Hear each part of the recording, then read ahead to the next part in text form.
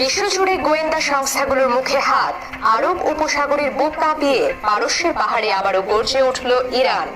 এক ঘোষণায় জানিয়ে দিল তারা এখন যুদ্ধের জন্য প্রস্তুত নয়, বরং যুদ্ধের নিয়মটাই বদলে দিতে চলেছে খামেনির দেশটি। ইরানের স্থলবাহিনীর প্রধান ব্রিগেডিয়ার জেনারেল কিউমার্স হায়দারি প্রকাশ্যে আনলেন এমন এক গোপন তথ্য যা গোটা অঞ্চল জুড়ে রীতিমতো চাঞ্চল্য ছাড়িয়ে দিয়েছে।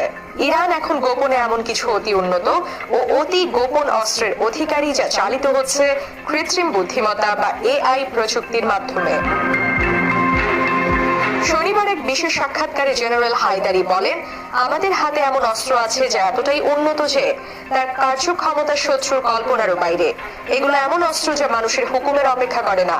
এআই প্রযুক্তির এই অস্ত্রগুলো নিজেরাই সিদ্ধান্ত নেয় এবং নিজেরাই শত্রুকে শেষ করে দেয়। ইরানের এই অস্ত্রগুলো এতটাই গোপন যে